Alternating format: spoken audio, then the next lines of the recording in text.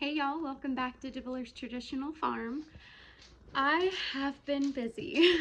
I just finished working out in the garden with weeding and doing some more succession planting so that way we can get more out of our growing season this year, and I never did that last year, so hoping and praying that it goes well and the seeds germinate. I was out there for probably 2 hours, 2.5 hours, something like that. So I am about to tackle our first ever composting bin. First, I need to move this big old branch, and I have never done this by myself before, so I hooked it up nice and tight. Gonna carefully move it over here to this vicinity without damaging anything. Y'all, I did it. I know to some people this may not look like it's much, but for me it is. I've never done anything like this by myself, so I had to move this gigantic branch because I need to build our compost bin. Our first compost bin is finally finished. Now listen, I know it ain't pretty and I know the sizes aren't the same, but we don't mind. I do plan on closing up those gaps, and I'm going to be adding 2 or 3 more right next to it. I also used 3-inch screws, so it works for us. Good morning, y'all. It is another day, and it is time to move the next batch of young chicks out into the runner. And there they are. Put out some fresh fodder, and they're doing good. All right, y'all, so I am about to head to my friend's house, and I'm gonna go pick up some chicks. So these chicks are going to be our third round of baby chicks. Well, technically 4th round of baby chicks.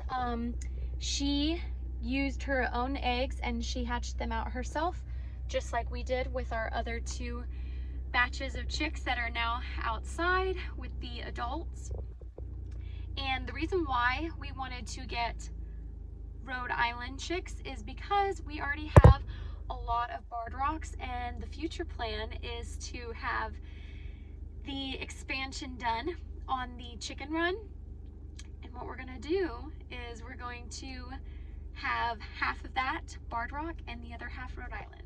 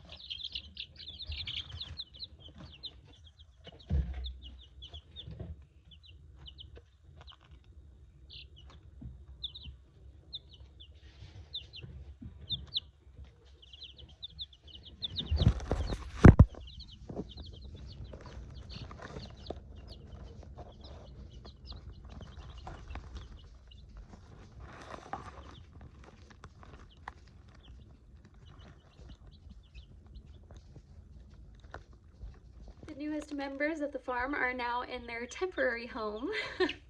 We ended up getting 10 Rhode Islands, and my friend is still learning how to figure out the gender on chicks, and these guys are 1 week old.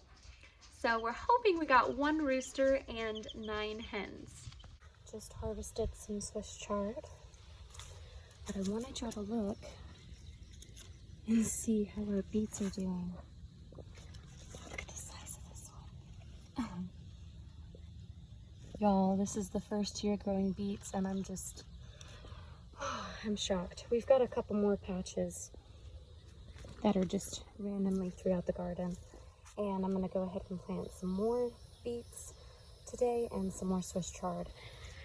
And I have learned that whenever you just cut the outer leaves of your Swiss chard plants and your bok choy plants, and make sure that you're leaving the middle, like the center of the plant, it's going to shoot new leaves out again. So you'll have a continuous harvest, and I'm so looking forward to the next batch.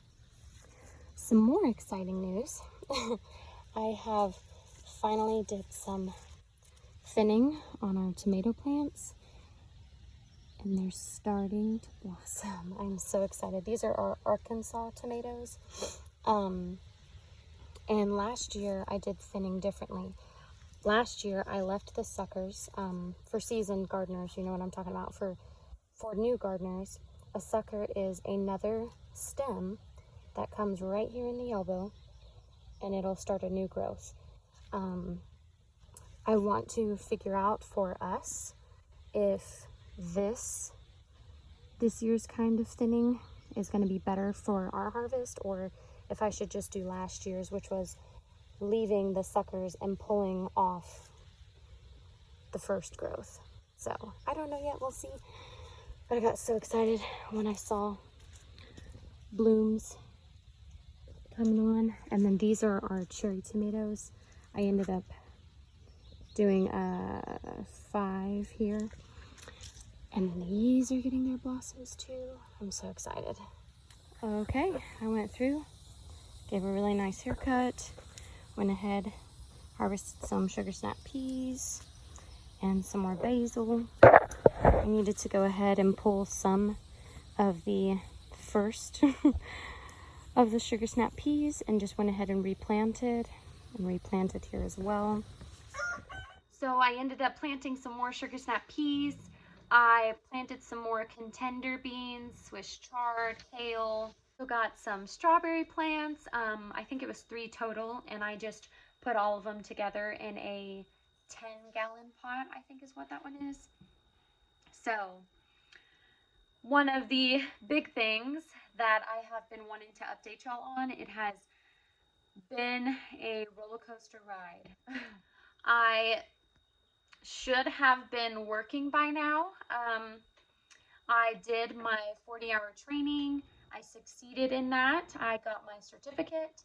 However, the company has been very, very flaky.